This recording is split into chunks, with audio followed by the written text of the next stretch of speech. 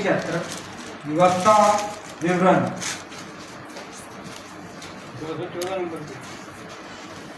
उसका एक चैप्टर, फिर उसकी 28 आयत को पढ़ेंगे।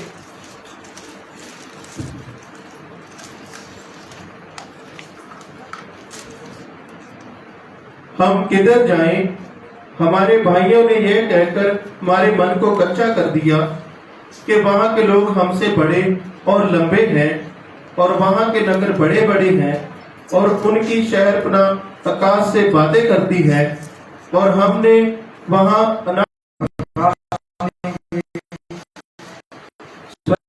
पिता परमेश्वर प्रभु यीशु मसीह से प्रभु जी, इसलिए पिता परमेश्वर प्रभु यीशु मसीह हम चाहते हैं प्रभु जी कि तू हमारी दुआ के ऊपर ध्यान दे, अपने कान हमारी दुआ की तरफ लगा प्रभु जी, क्योंकि हम एक जरूरी बात कहना जा रहे हैं परमेश्वर, क्योंकि ये वचन जो कि एक पवित्र वचन है प्रभु जी, इसको कोई भी इंसान बयान नहीं कर सकता परमेश्वर, कोई फरिश्ता बयान नहीं कर सकता प्रभु यीशु मसीह, ये सिर्फ तेरा आत्मा ही बयान कर सकता है तेरा परमेश्वर प्रभु यीशु मसीह।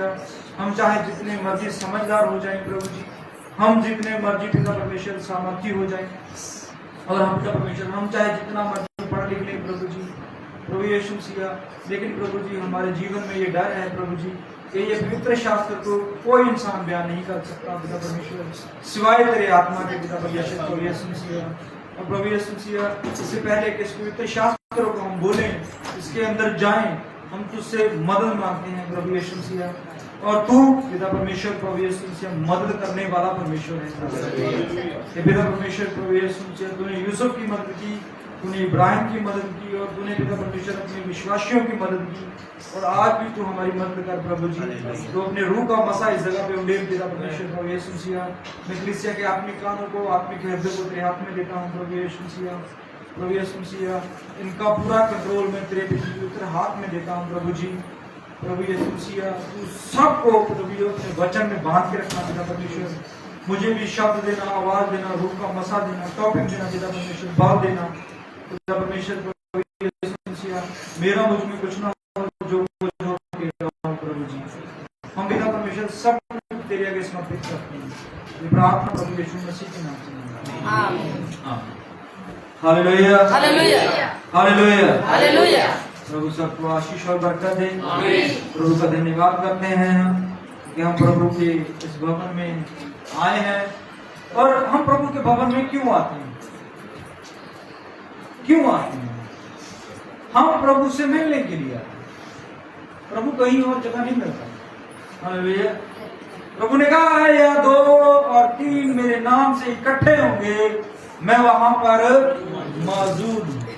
Hallelujah, hallelujah. तो मिलने के लिए 2 और 3 जरूरी है, और जहां पर 2 और 3 से ज्यादा हो जाए तो परमेश्वर तो होता ही होता है, और परमेश्वर के रिश्ते भी होते हैं। Hallelujah, hallelujah. संगति को देखकर ही संगति होती है। हालेलुया। प्रभु जब देखता है कि संगति हो रही है तो प्रभु भी संगति के माहौल में आ जाता है। Hallelujah, hallelujah. तो प्रभु का ये फैसला है, फैसला इंसान के लिए थोड़ा मुश्किल है, क्योंकि इंसान को परमेश्वर की आराधना करनी नहीं आती। बहुत इंसान बहुत काम जो है वो कर लेता है, लेकिन आराधना जो है इसको करना बहुत कठिन और मुश्किल है। क्यों? क्योंकि परमेश्वर ने सामरी स्त्री से कहा था, जिस तरह भाई ऋषि ने फ्राइडे को वचन, परमेश्वर ने सामरी स्त्री से क्या कहा था कि जहां कहीं भी आत्मा और सच्चाई से आराधना होगी मैं वहां होऊंगा। Hallelujah, hallelujah. वो कहने लगी, प्रभु उस मंदिर में जरूरी था, जरूरी लाजमी वहां पर जरूरी है आराधना करनी, ये यहूदी कहते हैं। हालेलुया। और हम कहते हैं इस कुएं पे, याकूब हमारा पिता कुएं पे पर बोल के गया है कि जब तुम आराधना करो तो इस कुएं पे करनी है। हालेलुया। हमारे पूर्वजों ने भी हमको बहुत सारी जगहें दी। हम चाहे किसी धर्म से निकल के, किसी जाति से निकल के, किसी देश से, किसी गांव से, कहीं से भी आए हैं, तो हमें एक चीज तो जरूर मिली है कि हम आराधना कहां करने जाए। मन की बात किससे कहें, हम अपना दुख किसके साथ बांटें, हम किस पर उम्मीद रखें।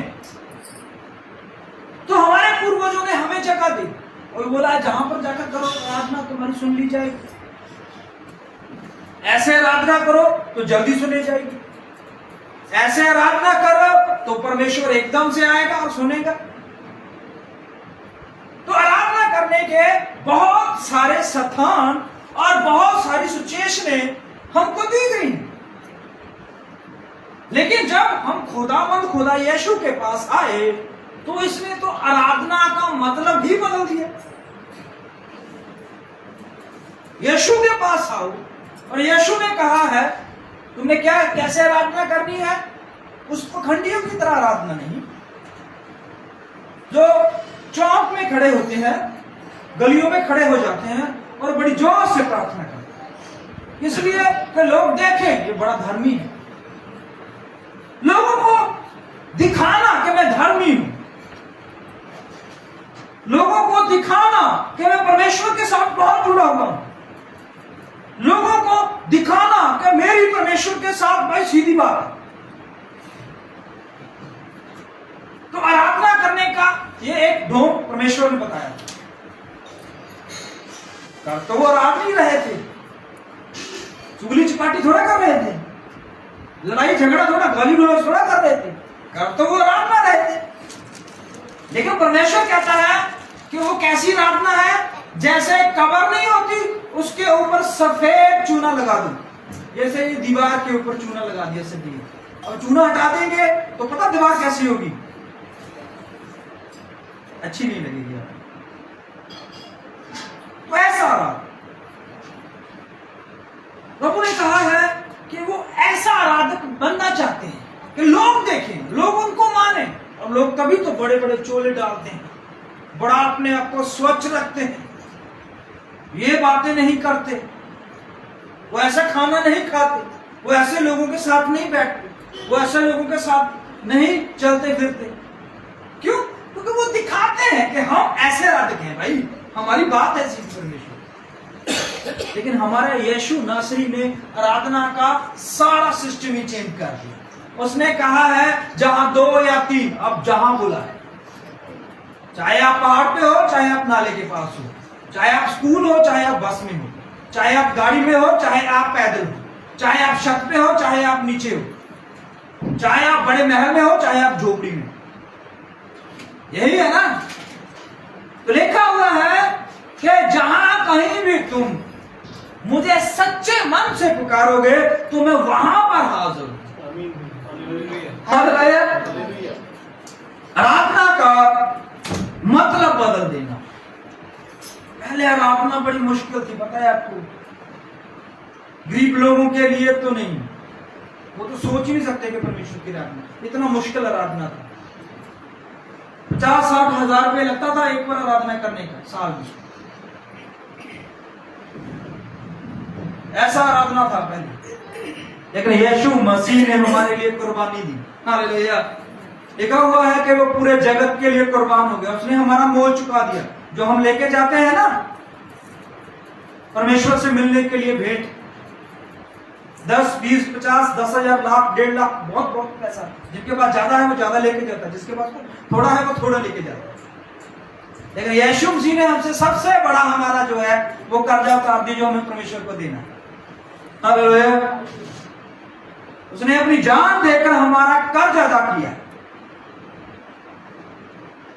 उसने आराधना का हमें सीधा ही रास्ता बना दिया। अब कोई बिचवाई नहीं है, अब कोई बिचौला नहीं है, अब कोई भी रोड़ा नहीं है, कोई भी आगे गड्ढा नहीं है। सीधी बात करो परमेश्वर से, हालेलुया। तभी तो हम ऐसे आराधना करते हैं, ना कोई कैलेंडर, ना कोई मुहूर्त, ना कोई इंसान, कोई बुजुर्ग। हम तो यीशु के वचन को ही परमेश्वर मानकर बैठे हैं। हालेलुया। ये नहीं मानता ये लेके आओ, ये लेके आओ, वो लेके आओ, कपड़ा लेके आओ, धंधा लेके आओ, ना। ये बोलता है सच्चे मन से आ जाओ भाई, बस इतना चाहिए परमेश्वर। हालेलुया। सच्चे मन से परमेश्वर के पास आओगे तो परमेश्वर आराधना कबूल करे। हालेलुया। आप मैं सबसे पहले आपसे माफी मांगना चाहता हूं, धन्यवाद आओ। हालेलुया।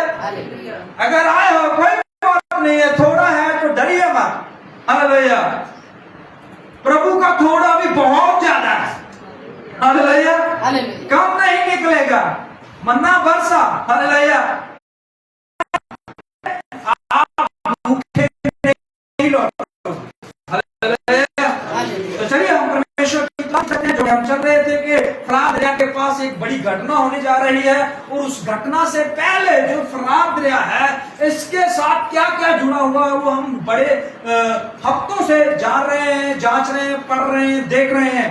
लेकिन भाई बहनों आप इस बात पर ध्यान दीजिए। हालेलुया। ये फरात दरिया जो है ये आम दरिया नहीं है। इसके साथ परमेश्वर की वाचा जुड़ी हुई है। अरे जिसके साथ वाचा जुड़ी हुई है उसके साथ रिश्ता रखना होगा। हालेलुया। इब्राहिम के साथ वाचा जुड़ी, परमेश्वर ने हमारा रिश्ता बाइबल में लिखा हुआ है, जाके देखिए नए नियम में लिखा हुआ है जितने लोगों ने प्रभु यीशु मसीह पर विश्वास किया उसको परमेश्वर ने इब्राहिम की संतान बना दिया। हालेलुया। रिश्ता कायम हो गया ना हमारा इब्राहिम के साथ। कभी नहीं मिले। हालेलुया।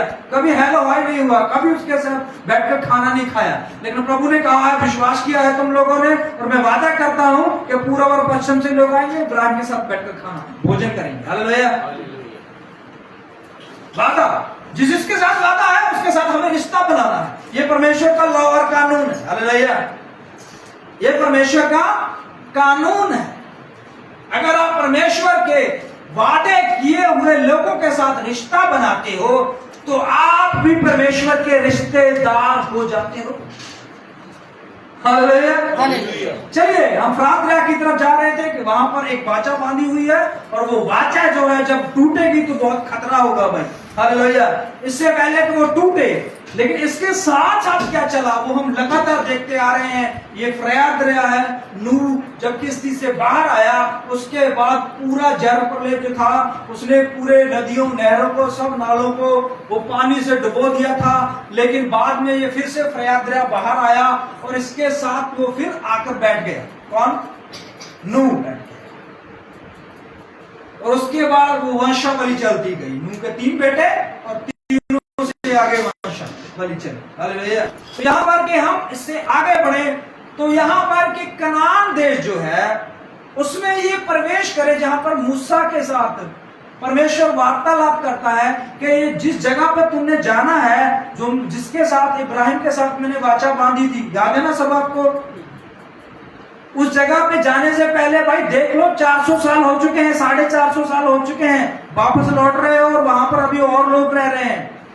तो जाओ जाकर भेदों को भेजो और देखो 12 लोग भेज दिए गए वहां। और जब वो वापस लौट कर आए वहां से अंगूर लेकर आए, वहां से और क्या क्या लेके आनार लेके आए और क्या था अंजीर लेके आए। और वो देखते ही देखते उन्होंने एक जाति का नाम लिया। क्या नाम था? अनाक वंशज। अब ये अनाक वंशज कौन है? मैंने पिछले संडे आपसे कहा है हम इनके बारे में जानेंगे जिनके ऊपर एक कहावत शुरू हुई है। पढ़िए क्या लिखा हुआ है। हम किधर जाएं? हमारे भाइयों ने ये कह के हमारे मन को कच्चा कर दिया। अब ये सब लोग डर गए। ये सब लोग जो हैं वो डर गए हैं। क्यों? ये कहते हैं हम किधर जाएं भैया? मिस्र से तो निकल आए हैं लेकिन जाए कहां? क्यों? क्योंकि हमारे भाइयों ने हमें डरा दिया। हालेलुया। भाइयों ने डराया है, परमेश्वर ने नहीं डराया। परमेश्वर ने कहा वो जगह मैं तुझको दूंगा। हालेलुया। आपको लोग डराने के लिए आएंगे। आप देखना है आपने कि आपने डरना है जब परमेश्वर के वादे पर विश्वास करना है। हालेलुया। लोग बोलेंगे आज शनिवार है, लोग बोलेंगे आज वीरवार है, लोग बोलेंगे ये है वो है बिल्ली है। हालेलुया। आपने डरना है जब परमेश्वर की वाचा पर विश्वास करना है। हालेलुया। लिखा हुआ है वहां के लोगों को देखकर जो अनाक वंशी लोग थे, बड़े बड़े लोग थे। हालेलुया। छोटे नहीं थे, बड़े बड़े लोग थे। और इजराइल के बहुत सारे लोग डर गए। क्या हो गए? डर गए। अब यीशु ने बोला है मत डर मत घबरा क्योंकि मैं तुम्हारे साथ हूं। हालेलुया। जब यीशु साथ है तो हमारा विरोध में कौन हो सकता? हालेलुया। यीशु ने जब वाचा बांध ली है, हालेलुया, तो उसने बड़े बड़े समुद्रों को दो फाड़ कर दिया है। उसने तो मिस्र की सेना को लताड़ दिया है उसने तो चट्टान से पानी और आकाश से मन्ना बरसा दिया है, ये अनाथ मसीह क्या कर लेंगे? हालेलुया, समझ रहे बात? जब आपके साथ वाचा जुड़ गई है तो दुनिया की कोई वस्तु आपको खत्म नहीं कर सकती। हालेलुया, इसका मतलब ये नहीं है कि वो खत्म करने नहीं आएंगे, वो आएंगे, खत्म करने के लिए आएंगे जरूर, लेकिन लिखा हुआ है कि वो 7 रास्तों से भाग जाएंगे। हालेलुया, एक रास्ते से लड़ने के लिए आएंगे लेकिन 7 रास्तों से भागेंगे। क्यों? क्योंकि तुम्हारा विश्वास यीशु पर है जिसने पूरी कायनात को बनाया। जब वो पृथ्वी को घुमा सकता है, सूरज को आग लगा सकता है, तारों को खड़ा कर सकता है, समुद्र के पानी को रोक सकता है, तो वो क्या आपकी सहायता नहीं कर सकता? हालेलुया, सहायता यहोवा की ओर से। आमीन आमीन, हालेलुया, जिस घाट को यहोवा ना बनाए उसके बनाने वाले मनुष्य की मेहनत व्यर्थ है। आपका घर अगर यहोवा सेव ना करे, आपके बच्चों को अगर यहोवा संभाले ना, आपकी जिंदगी को अगर परमेश्वर ही सहायता में ना रखे, तो चाहे जितनी मर्जी अकल लगाइए, जितने मर्जी हथियार लगा लिए, जितना मर्जी सिक्योरिटी गार्ड लगा लीजिए, जितना मर्जी अच्छा खाना खा लीजिए, आपकी मेहनत व्यर्थ है जब तक यहोवा नहीं है। हालेलुया, परमेश्वर है तो सबसे बड़ी ताकत आपके साथ। हालेलुया, अगर परमेश्वर नहीं है, चाहे पूरी दुनिया को साथ खड़ा कर लीजिए, आप फिर भी मर जाओ। हालेलुया, ये वचन का लॉ और कानून है। हालेलुया, पढ़िए क्या लिखा हुआ है कि भाइयों ने डरा दिया।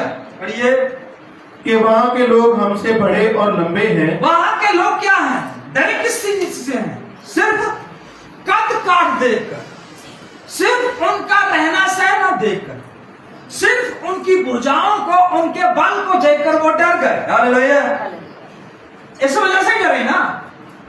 क्या लिखा हुआ है कि वहाँ के लोग हमसे बड़े और लंबे हमसे हैं। बड़े हैं, बस भाई, हमसे बड़े और लंबे हैं। और क्या है?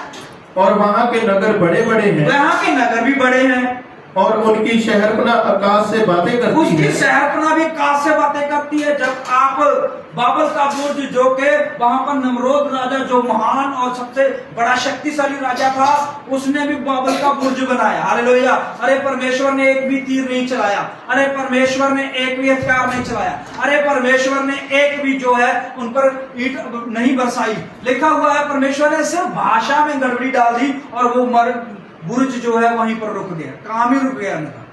हालेलुया, परमेश्वर जब आपके खिलाफ खड़े हो, आदमी के खिलाफ खड़ा होता है, तो परमेश्वर उनकी बुद्धि को नष्ट कर देता है। हालेलुया, नमरोद जब बुर्ज बनाने लगा तो उसने बुर्ज बनाने में बहुत सारे लोगों को एकजुट कर लिया। हालेलुया, एकजुट तो कर लिया, प्लानिंग भी बता दी कि हम एक बहुत बड़ा बुर्ज मीनार खड़ा करेंगे। हालेलुया, जो हवा से बातें करे, जो स्वर्ग से भी ऊपर जाए। हालेलुया, तो परमेश्वर ने देखा भाई ये इकट्ठे हो गए। हालेलुया, तो परमेश्वर ने क्या किया? उनको किसी को गिराया नहीं, उनको कोई भी हथियार नहीं चलाया उनके ऊपर, सिर्फ भाषा में गड़बड़ी कर दी। अब जो मिस्त्री थे वो गारा मांग रहे थे, मजदूर से वो ईंट दे रहे थे, क्योंकि भाषा समझ में नहीं आने लगी एक दूसरे की, इतनी भाषा गड़बड़ी हो गई। हालेलुया, वो पानी मांगे, वो चाय लेके आ रहे थे, वो ईंट मांगे तो वो पता नहीं लकड़ का कुछ लेके जा रहे थे। तो ऐसे जो है, जब एक मिस्त्री को जब कारीगर ना समझे, मजदूर जो है उसको पता होता है कि मिस्त्री को आगे क्या चाहिए। एक आर्किटेक्ट जब कोई चीज बनाता है, कोई नक्शा बनाता है, तो वो क्या करता है? मिस्त्री को साथ कर लेता है, मिस्त्री के ऊपर है कि वो आर्किटेक्ट ने नक्शा बनाया है, उसको समझे कि वो क्या चाहता है। और यहीं पर गड़बड़ी हुई।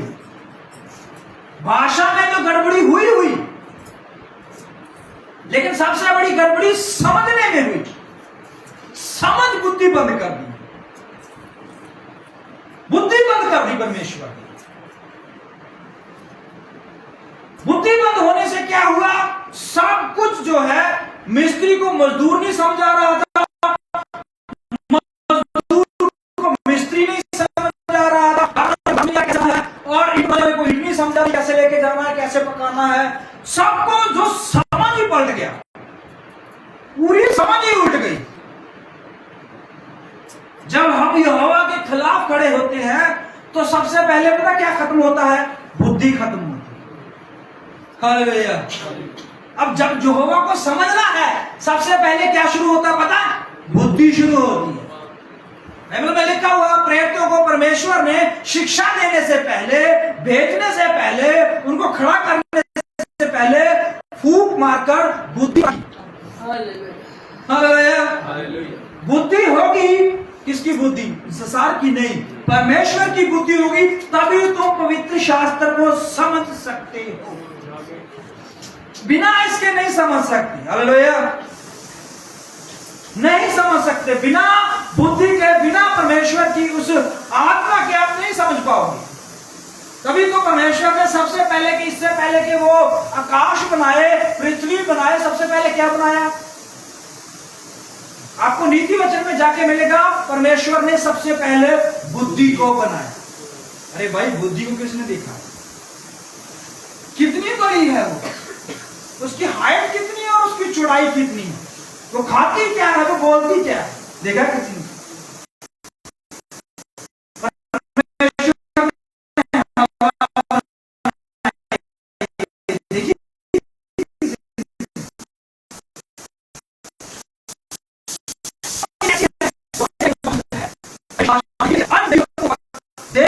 विश्वास को देखा, विश्वास करते हैं, यही है विश्वास, बिना देखकर। हालेलुया। बाइबल कहती है, परमेश्वर ने खुद कहा है, धन्य है वह मनुष्य जो बिना देखकर मुझ पर विश्वास कर जो है घर बना रहा है, आप देख कर बोलोगे अच्छा करेगा। अभी घर नहीं बनाया, पहले ही सोच लो तुम ये अच्छा कारीगर, बढ़िया बनाएगा। हालेलुया। तो बुद्धि पर नमरोद ने सब कुछ जो तैयार किया है, उसमें सबसे बड़ी गड़बड़ जो है वो बुद्धि की हुई है। ये गड़बड़ सिर्फ मीनार के अंदर नहीं रही, ये गड़बड़ जाकर उनके घरों में भी हुई, तभी तो वो सब कुछ अधूरा रह गया। बाइबल कहती है, उनको एक मन होकर, एक चित्त होकर, एक विश्वास होकर, एक बुद्धि होकर उन्होंने मीनार बनाने का सोचा। लेकिन जब एक ही मन नहीं रहा, एक ही बुद्धि नहीं रही, एक ही विश्वास नहीं रहा, तो घर टूट जाएगा। हालेलुया। यीशु मसीह का ये कहने का मतलब है कि तुम अगर मेरे पास आए हो तो एक मन होकर आओ। दो मन, दो चिता मन परमेश्वर को पसंद नहीं। हालेलुया। लिखा हुआ है, लोगों को डरा दिया गया क्या? कि भाई वहां पर तो लोग बड़े बड़े हैं, वहां पर तो उनका खाना, उनका रहना, उनकी हाइट बहुत बड़ी है। तो क्या हुआ? बहुत भयानक। क्या? कि लोग डर गए और रोने लगे। पढ़िए। और हमने वहां अनाकवंशियों को भी देखा है। हमने वहां पर अनाकवंशियों को, अरे खाने को देख नहीं रोए हैं, ये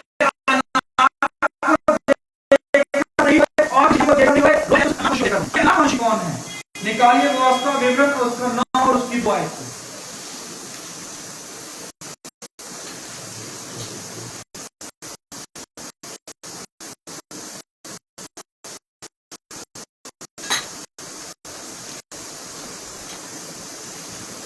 उनमें बड़े बड़े और लंबे लंबे लोग अर्थात अनाकवंशी रहते हैं।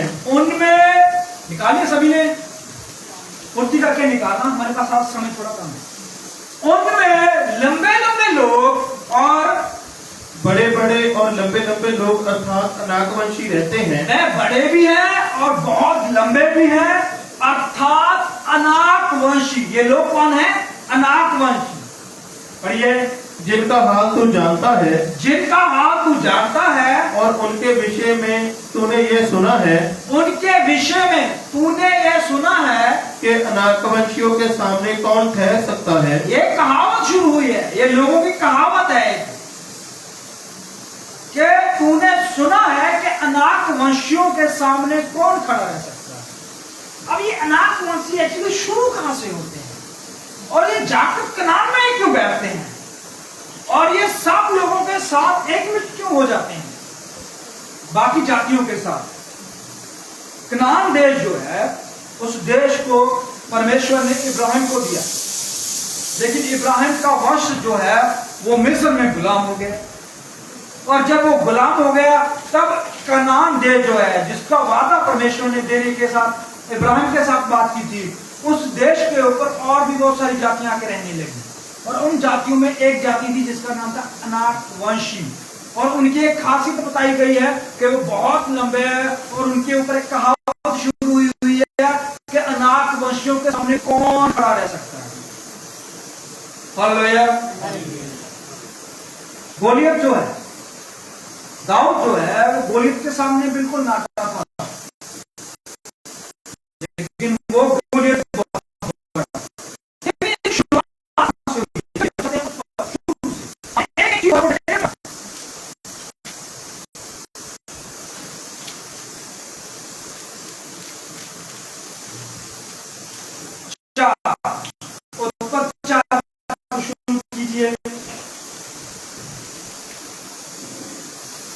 जब आदम अपनी पत्नी हवा के पास गया, जब आदम अपनी पत्नी हवा के पास गया, तब उसने गर्भवती होकर कैन को जन्म दिया। उसने गर्भवती होकर क्या किया? कैन को जन्म दिया। अब यहां पर रुकिए, सबसे पहला बच्चा आया जमीन पे, लिखा हुआ है जब आदम अपनी पत्नी हवा के पास गया। हवा के पास तो वो रोज जाता है, हवा के पास तो रोज सुबह शाम रहता है, लेकिन ये कुछ जाना अलग है। जब वह हवा के पास गया तो एक बच्चे ने जन्म लिया। क्या था नाम? कैन। कहिए। और कहा मैंने यहोवा की सहायता से एक पुरुष पाया है। देखिए, एक औरत है जिसको पहला ही बच्चा हुआ है, और उसने जैसे ही बच्चा हुआ तो परमेश्वर से कहा और बोली, मैंने यहोवा की ओर से एक क्या पाया है? क्या लिखा हुआ है? पुरुष लिखा हुआ है। क्या लिखा होना चाहिए था? बच्चा होना चाहिए, आशीष होनी चाहिए, फल होना चाहिए, यही है ना, मिरास होना चाहिए था, ये शब्द होना चाहिए था, लेकिन बाइबल ने पुरुष लिखवा दिया। ये पुरुष ऐसे नहीं लिखा गया, इसके पीछे एक राज है जिसके द्वारा इसको पुरुष बोला गया। जब पुरुष शब्द आता है, पुरुष शब्द का मतलब होता है बुद्धिमान, जानते ही शुरू से पुरुष। आप देखिए, जब आप मोहरें देखेंगे तो उन मोहरों में सबसे पहला जंतु कौन सा है? शेर, और दूसरा जंतु बछड़ा, और तीसरा जंतु मनुष्य, पुरुष, आदमी। हवा के बेटा हुआ। जब आदम उससे मिला तब भी उसने बोला कि यहोवा की ओर से मैंने एक पति पाया, एक पुरुष पाया, लेकिन बेटा हुआ तो बोली मैंने परमेश्वर की ओर से पुरुष को पा लिया। अब ये बात यहीं पर नहीं रुकती, आगे पढ़िए। फिर उसने उसके भाई हाबिल को भी जन्म दिया। फिर उसने उसके भाई हाबिल को, किसने जन्म दिया? हवा ने जन्म दिया। हवा ने जन्म दिया है, उसके भाई हाबिल को जन्म दिया। पढ़िए। हाबिल भेड़ बकरियों का चरवाहा बन गया। हाबिल भेड़ बकरियों का चरवाहा बन गया, पर यहां पर नहीं कुछ बोला गया, यहां पर बार नहीं कुछ बोला गया यहोवा की तरफ से मुझे बेटा मिला, यहोवा की तरफ से मुझे पुरुष मिला, यहोवा की तरफ से मुझे आदमी मिल गया, मेरे घर में काम करने वाला मिल गया। यहां क्यों नहीं बोला गया? वहां पर क्यों बोला गया?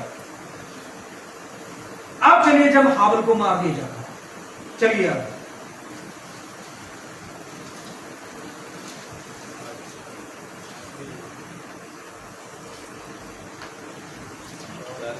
अब चलिए 25 आए 4 की 25 में। आदम अपनी पत्नी के पास फिर गया। आदम अपनी पत्नी के पास फिर गया। अब देखिए पहला बेटा कौन है? कायन, जिसको बोला गया पुरुष पाया है। बेटा नहीं बोला गया, आशीष नहीं बोला गया, परमेश्वर की ओर से मिरास नहीं बोला गया। अरे भैया लिखा हुआ है पुरुष पा लिया है। अब हाबिल जो है, अब हाबिल पैदा हुआ, कुछ नहीं बोला गया क्या हुआ, लेकिन जब हाबिल को मार दिया जाएगा कायन, हम अनाक पशु के पास जाएंगे। शुरुआत कहां से होती है आपको जानना होगा। अरे भैया तो लिखा हुआ है जब आदम फिर अपनी पत्नी के पास गया तो और उसने एक पुत्र को जन्म दिया। उसने किया पुत्र को जन्म दिया और उसका नाम यह उसने शेत रखा। उसका नाम ये कहकर, अब सिर्फ एक ही बच्चा था उसका जिसके बारे में उसने कुछ नहीं कहा, लेकिन तीसरे बच्चे के बारे में जब वो पुत्र के बारे में नाम रखने लगी तो उसने उसका नाम यह कहकर रखा क्या? परमेश्वर ने मेरे लिए हाबिल के बदले जिसको कैन ने घात किया, हाँ जी, एक और वंश ठहरा दिया है। और वंश, यहां पर वंश अब पुरुष नहीं आया,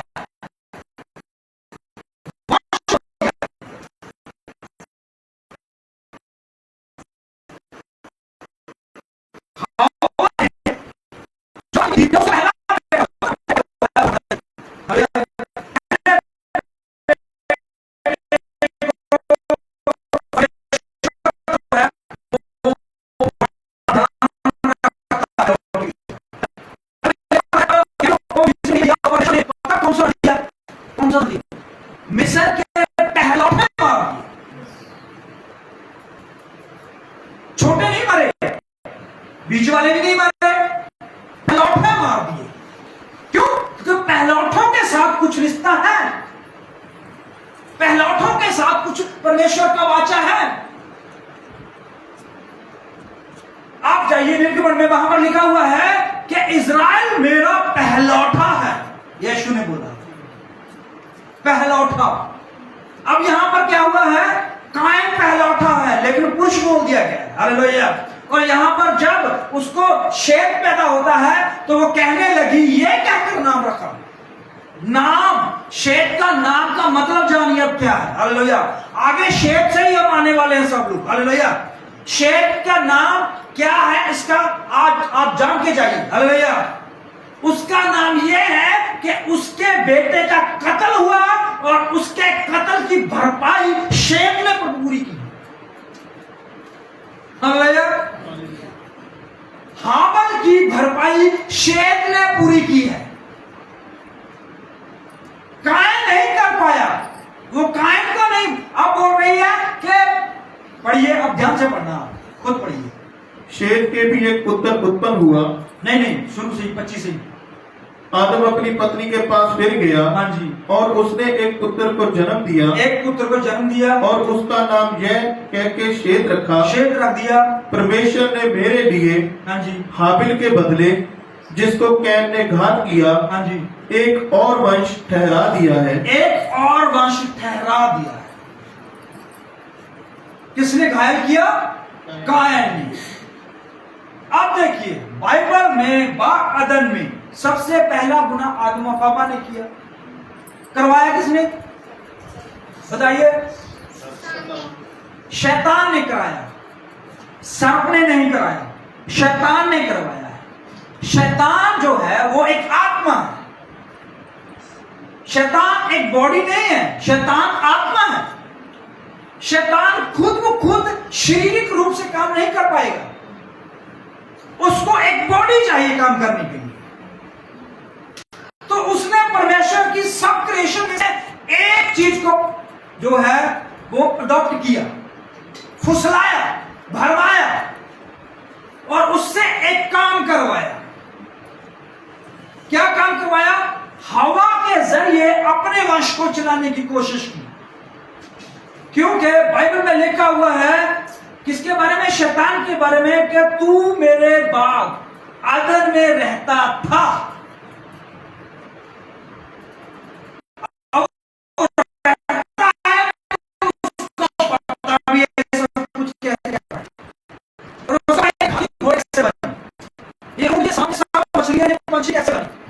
ये आदम कैसे बना? सब पता है उसको। शैतान को सब कुछ पता है, कुछ नहीं छुपाया गया उससे, सब कुछ पता है उसको। तो उसने क्या किया? उसने सबसे कमजोर कड़ी को पकड़ा और उसे सबसे कमजोर कड़ी सर्प नजर आया और उसने सर्प से ये काम कराने की कोशिश की और ये काम जो है वो उसका सही हो गया। एक तरफ परमेश्वर का बीज और एक तरफ शैतान ने अपना बीज। कायन किसकी तरफ से था? यूहन्ना निकालिए, अब नहीं यूहन्ना निकालिए, यूहन्ना की पत्री उसका एक चैप्टर, एक है कि 3 है? तो मैं दिखा देता हूं।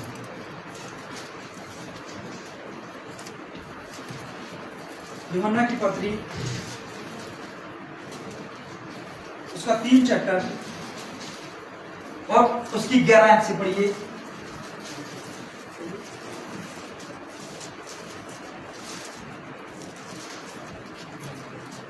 तीन और उसकी 11, यूहन्ना की पत्री, अंजील नहीं पत्री, उसका 3 और उसकी 11 से पढ़िए। क्योंकि जो समाचार तुमने आरंभ से सुना। आप देखिए, समाचार तो है, समाचार कई तरह के हैं, लेकिन जो आरंभ से सुना गया है उसके समाचार की बात है। जो समाचार मिल गया यूहन्ना की पत्री, सफा नंबर बोल दीजिए प्लीज। पहली यूहन्ना की पत्री 1, हिंदी में 334 नंबर पेज हिंदी का है। पंजाबी की बाइबल जिसके पास है उसका 450 नंबर पेज है। मिल गया जी? सबने निकाल लिया? अब पढ़िए ध्यान से। क्योंकि जो समाचार तुमने आरंभ से सुना, जो समाचार तुमने आरंभ से सुना, बीच में से नहीं है, साइड में से नहीं है, एंड में बाबा नहीं है, ये आरंभ का समाचार है भाई। और आरंभ क्या हो? कहां से हुआ? बागे आदम से आरंभ हुआ ना। आरंभ कहां से हुआ? बागे आदम से। अगर आपको बागे आदम का नहीं पता तो आप प्रकाशित वाक्य के बारे में कुछ नहीं जान पाओगे। हालेलुया। आपको आरंभ जानना है ताकि आप एंड तक पहुंच सको। हालेलुया। आपको नींव का पता होना चाहिए, घर की नींव कहां रखी है, तो आपका चोटी तक पहुंचना जरूरी है, लाजमी है। हालेलुया। मिल गया सभी को? लिखा हुआ है आरंभ से जो समाचार आपने सुना वह यह है कि हम एक दूसरे से प्रेम रखें। यही है, यही पढ़ रहे हैं। हाँ जी पढ़िए। और कैन के समान ना बने। आप देखिए, किसके समान नहीं बनना है? कायन के समान नहीं बनना है। क्यों भाई? कायन ने क्या किया? ऐसा कत्ल किया इस वजह से नहीं, उसका एक और रीजन है, पता कीजिए। जो उस दुष्ट से था, जो उस दुष्ट था। कायन किसका बेटा था? दुष्ट से था। आदम दुष्ट नहीं है भाई, हवा दुष्ट नहीं है, परमेश्वर दुष्ट नहीं है। फिर दुष्ट कौन था? बाइबल में लिखा हुआ है, जाइए 28 में, विस्तार विवरण जब उसमें भी मिल जाएगा आपको। शैतान की पैदाइश में लिखा हुआ है कि वो दुष्ट हो गया। कैसे हो गया? वो पहले जब उसको बनाया गया तो वो बहुत अद्भुत, बहुत सुंदर, बहुत आकर्षण, बहुत ज्यादा संगीतकार, बहुत ज्यादा बुद्धिमान, बहुत ज्यादा तकड़ा। लेकिन क्या हुआ? जब वो लेन देन के चक्कर में पड़ा तो वो क्या हो गया? दुष्ट हो गया। अब उसका लेन देन में मन लगा। हालेलुया। परमेश्वर के वचन में मन नहीं है और परमेश्वर के ऊपर सिंहासन लगाने का विचार कर लिया। हालेलुया। वो क्या बन गया? दुष्ट बन गया। बॉडी वही रही है, बॉडी चेंज नहीं हुई है, हाथ पांव पंख वगैरह सब कुछ वैसे ही है, लेकिन बुद्धि दुष्ट हो गई। कायन जैसे ना बने जो उस दुष्ट से था। अब हम सोचते हैं कायन जो है वो आदम से था, लेकिन बाइबल कहती है जो शुरुआत का सुसमाचार है, सुसमाचार बहुत तरह का है, हालेलुया, अंत का भी सुसमाचार। बाइबल में लिखा हुआ है सदोम और अमोरा को बर्बाद करने के लिए परमेश्वर ने 2 फरिश्तों को सदोम और अमोरा में भेजा, हालेलुया। वहां पर यह बताने के लिए नहीं भेजा कि कायन ने जो अपने भाई को मार दिया, हालेलुया। उसने ये सुसमाचार के लिए नहीं भेजा है कि नूह ने कश्ती कैसे बनाई, हालेलुया। उसने ये सुसमाचार के लिए दूत नहीं भेजे हैं कि वहां पर नोह जो है वो कैसे स्वर्ग में उठाया गया। वहां पर क्या सुसमाचार था पता है आपको? क्या था कि परमेश्वर इस देश को बर्बाद करने वाला है, इस देश से बाहर चले जाओ, ये सुसमाचार इतना, हालेलुया। लेकिन हम अंत की कलीसिया में हैं जो लौदीकिया काल है, हालेलुया। लौदीकिया काल जो है, इसमें जो लास्ट कलीसिया काल है, इसमें 7 चक्कर हैं भाई। एक तो कलीसिया काल 7 का है और ऊपर से इसके अंदर 7 चक्कर हैं, हालेलुया। जैसे कि यरीहो नगर को गिराने के लिए, हालेलुया, क्या हुआ था? पहले दिन पहला चक्कर, दूसरे दिन दूसरा चक्कर, तीसरे दिन, ऐसे तरह 6 दिन जो है वो 6 चक्कर लगे, हर रोज एक चक्कर। लेकिन जिस दिन 7वां दिन आया, हालेलुया, तो क्या हुआ? कितने चक्कर लगाए? 7 चक्कर लगाए उसमें, 7 चक्कर लगाए, हालेलुया, 7 चक्कर लगाए एक दिन में। पहले वो हर रोज एक ही लगाते थे, लेकिन 7वें दिन 7 चक्कर लगे। इसी तरह परमेश्वर का वचन जो है जब पहली कलीसिया, दूसरी कलीसिया, तीसरी कलीसिया, 5वीं कलीसिया, 6वीं कलीसिया, 7वीं कलीसिया में आता है, तो ये वचन जो है वो 7 चक्रों में डिवाइड हो जाता है। ये वचन जो है ये पूरी बाइबल का चक्कर लगाने के लिए बोलता है, हालेलुया। एक चक्कर से बात नहीं चाहिए, आपको पूरा घूम बाइबल में आना है, हालेलुया। आपको इब्राहिम को भी लेना होगा, आपको कायन को भी लेना होगा, इस पृथ्वी की शुरुआत भी लेनी होगी और इस पृथ्वी का अंत भी लेना होगा, हालेलुया। आपको बपतिस्मा भी लेना होगा, आपको प्रभु बोध भी लेना होगा, आपको इस वचन के ऊपर मनन भी करना होगा। ये पूरा मन्ना जो है वो 7 चक्रों से कंप्लीट होता है। एक चक्कर से बात नहीं बनेगी, अरे 7 दिन 7 चक्कर चाहिए, हालेलुया। अंत के दिनों में क्यों विश्वासी बताए जाएंगे, हालेलुया। अंत के दिनों में लोग जो है वो मसीहों के जो विरोध, परमेश्वर के विरोधी हो जाएंगे, हालेलुया। क्यों भरमाए जाएंगे, हालेलुया। यीशु के नाम से ही लोग बाहर निकल आएंगे और अपने पीछे लोगों को लगा लेंगे, हालेलुया। ये सब कब होने वाला है? ये सब 7वें ही चक्कर में होने वाला है, हालेलुया। क्यों होने वाला है? क्योंकि लोग जो हैं वो 7 चक्कर को कंप्लीट नहीं कर पाएंगे। कोई 2 चक्कर में गिर जाएगा, कोई 6 में गिरेगा, कोई 5 में गिरेगा, लेकिन धन्यवाद कीजिए परमेश्वर का, उसने कहा है जो अंत तक धीरज रखेगा वह बचाया जाएगा। हालेलुया। 7 को 7 करना है भाई, इसको हम 6 नहीं कर सकते, इसको 5 नहीं कर सकते। परमेश्वर ने 7 बोला है। उस दिन आए इस्राएली बोले प्रभु एक दिन में एक चक्कर लगाना पता कितना कठिन है। अब एक दिन में 7 चक्कर लगाना कितना कठिन होगा, हालेलुया। अगर वो सुबह उठकर 9 बजे चक्कर शुरू करते हैं तो उसको एक चक्कर लगाने में पूरा एक दिन लग जाता था। कितना दिन? एक दिन पूरा लग जाता होगा, पता नहीं कितने घंटे, कितना टाइम लगता होगा, हालेलुया। वो थक गए होंगे, बच्चे साथ हैं, बुजुर्ग साथ हैं, कंधे के ऊपर संदूक है, हालेलुया। चक्कर लगा रहे हैं, एक चक्कर लगाना बड़ा मुश्किल था, लेकिन साथ में परमेश्वर ने कहा भाई, उसने कहा प्रभु 6 दिन हो गए, क्या करें? चक्कर लगवा रहे हो। प्रभु ने कहा कल आराम का दिन है, सब कुछ तो कल करना है, खाना आएगा कुछ नहीं, कल आपने 7 चक्कर लगाने। ओहो कितने चक्कर? 7 चक्कर लगाने हैं, 7 चक्कर। अगर आप नहीं लगाओगे मरोगे, हालेलुया। प्रभु ने अगर कुछ कहा है उसको पूरा करना जरूरी है, लाजमी, हालेलुया। प्रभु ने हमें लौदीकिया काल दिया है, हालेलुया। अगर हम 4थी कलीसिया में, दूसरी में, जब 5वीं में होते तो हमारे लिए एक ही चक्कर होता है, हालेलुया। हम एक चक्कर लगा के, हमारे आज के समय में तो एक चक्कर लगाना कितना मुश्किल है, हालेलुया। अरे संडे आना ही बहुत मुश्किल है, 7 चक्कर क्या लगाएंगे, हालेलुया। 7 चक्कर कहां लगाएंगे हम? एक संडे जो है उसको अटेंड करने में हमारी जान निकल जाती है, तो 7 चक्कर लगाना कितना मुश्किल है, हालेलुया। हमें पीड़ा, हमें काम निकल आते हैं, हमें पीड़ा निकल आती है, हमें बहुत दर्द निकल आता, हमें पता नहीं क्या कुछ निकल होता है। हालेलुया। एक चक्कर हमसे कंप्लीट नहीं होता, हम 7 चक्कर कैसे लगाएंगे। हालेलुया। प्रभु ने कहा धन्य है वह पुरुष जो यहोवा के ऊपर दिन रात ध्यान करता है। हालेलुया।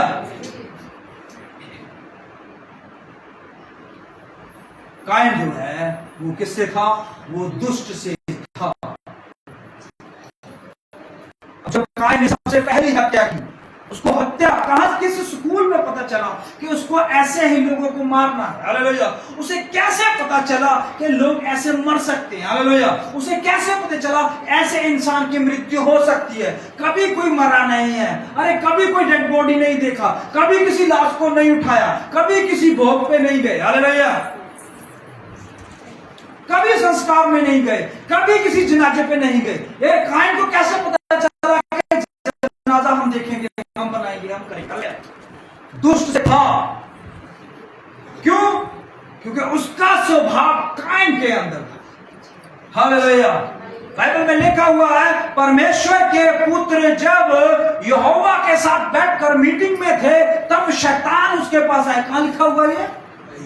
अय्यूब की पत्री में आपको मिलेगा। हालेलुया। तो वहां पर लिखा हुआ है कि वो एक विषय के ऊपर डिस्कस कर रहे थे, लेकिन उसने कहा हे शैतान तू कहां से आता है? कहां से आता है? वो घबरा गया, डर, प्रभु पृथ्वी से आता है। प्रभु ने साफ नहीं किया, अभी साफ का कायम रखा हुआ प्रभु ने। हालेलुया। कटने का समय इसलिए रखा हुआ है, पहले हिसाब किताब नहीं है, हिसाब किताब में है। हालेलुया। आपको पहले दिन, आपको पहली तारीख को हिसाब नहीं होगा। हालेलुया। आप पूरा महीना लगाओगे तो 30 दिन का हिसाब आपको मिलेगा। इसलिए ठीक ही है, इतना लेट आए हो, इतना आपने ओवर टाइम किया है। हालेलुया। पूरा हिसाब 30 दिन के बाद होगा। तो परमेश्वर का हिसाब जो है वो अंत में कटनी में होगा। हालेलुया। और शैतान ने जो है इस पृथ्वी पर बहुत सारा आतंक मचाया और उसने सबसे पहले मृत्यु को लेके आया। हालेलुया। कायन के समान मत बनो जो हत्यारा, जो दुष्ट से था। और पढ़िए क्या लिखा हुआ उसके बारे में? और जिसने अपने भाई को घात किया। उसने अपने भाई को घात भी कर दिया। और उसे किस कारण घात किया? उसे किस कारण घात किया? इस कारण कि उसके काम बुरे थे। उसके काम बुरे थे।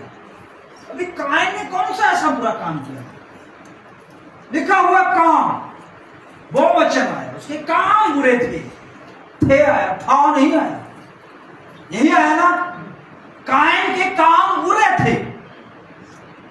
कौन से बुरे काम? शिवाय एक कत्ल के अलावा और कौन बुरा काम किया उसने? हालेलुया। कौन बुरा काम किया कायन ने? सिवाय हाबल को मारने से पहले उसका काम बताइए कोई ऐसा जो उसने बुरा किया हो। काम जो होते हैं ये लूसीफर का वंशज है, शैतान का वंशज है। यूहन्ना बपतिस्मा देने वाला जब बपतिस्मा दे रहा है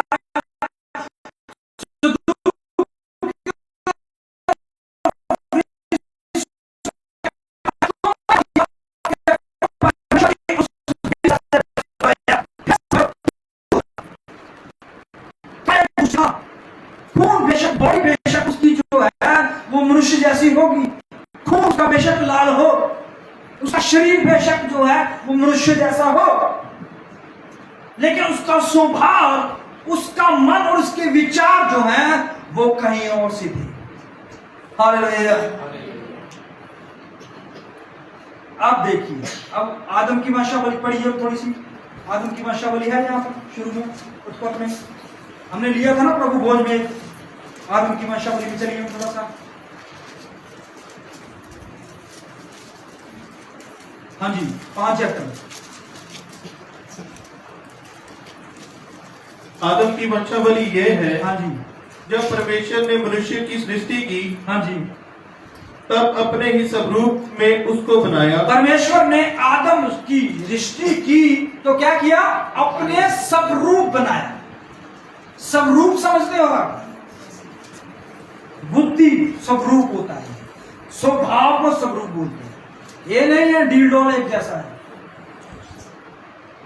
भाई संदीप की बॉडी जो है इसके पिता के साथ मैच नहीं करती, कलर मैच नहीं करता, हाइट मैच नहीं करता, लेकिन स्वभाव होता है, ये खून होता है। समझ रहे बात को? बॉडी का स्ट्रक्चर का ये कोई मतलब नहीं है, स्वभाव का मतलब है।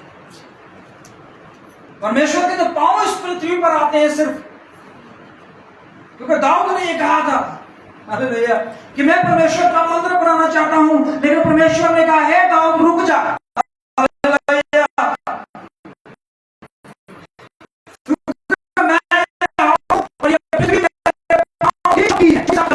परमेश्वर के कितने बड़े हैं। अगर स्वरूप आप इस बात को मानते हो तो सेम शकल, same body, same height, same body structure, ऐसा नहीं है। हालेलुया, तो आदम ऐसा होता है, उसके सिर्फ पांव पृथ्वी पर आते हैं। लिखा हुआ है आदम जो था वो परमेश्वर का स्वरूप था और उसने नर और नारी करके मनुष्यों की सृष्टि की और उन्हें आशीष दी और उनकी सृष्टि के दिन उनका नाम आदम रखा। जब आदम 130 वर्ष का हुआ, हाँ जी, तब उसके द्वारा उसकी समानता में क्या हुआ है? उसी के स्वरूप। आप देखिए, अब समानता है भाई, ठीक है ना? यहां पर अब समानता भी है और स्वरूप भी है। हालेलुया, तो लिखा हुआ है ये पहला बच्चा ऐसा होगा, लेकिन पहला काइन था भाई, दूसरा हाबिल था जो मार दिया गया, अब तीसरा जो शेत है। अब जो तीसरा जब बच्चे ने जन्म लिया तो लिखा हुआ है कि जब आदम का बेटा ये जन्म लेता है तो आदम उसको छोटे है, बड़ा नहीं होगा आदम का हाथ में अभी दूध, अभी आंखें भी खुली होंगी शायद। तो आदम क्या बोल रहा है, पढ़िए। तब उसके द्वारा उसकी समानता में, हाँ जी, उसी के स्वरूप के अनुसार, हाँ जी, एक पुत्र उत्पन्न हुआ। उसने उसका नाम शेत रख दिया। हालेलुया, आप देखिए ये कौन सा कितना बेटा है? तीसरा बेटा है ना। और इस तीसरे बेटे के अंदर एक भेद है। क्या भेद है? कि इस बेटे का नाम एक ही है लेकिन रखने वाले दो हैं। हालेलुया, नाम शेती है पर इसका मतलब अलग अलग है। हालेलुया, हवा ने कहा इसका नाम शेत होगा क्योंकि मेरे बेटे हाबिल ये बेटा मुझे दिया इसलिए इसका नाम शेत है। लेकिन बाइबल कहती है जब आदम नाम रखने आया तो उसने कहा ये मेरी समानता में है, ये मेरे स्वरूप है, इसलिए इसका नाम शेत होगा। दोनों मियां बीवी के अलग अलग विचार लेकिन नाम से। हालेलुया, लेकिन जब हम कायन को देखते हैं ना तो उसको यह बोला गया कि ये मेरे स्वरूप है, ना बोला गया मेरी समानता में है, ना बोला गया मेरे स्वभाव में है। हालेलुया, उसको तो सिर्फ एक शब्द बोलकर उसका पूरा इतिहास बता दिया गया कि मैंने यहोवा की ओर से पुरुष ले लिया है।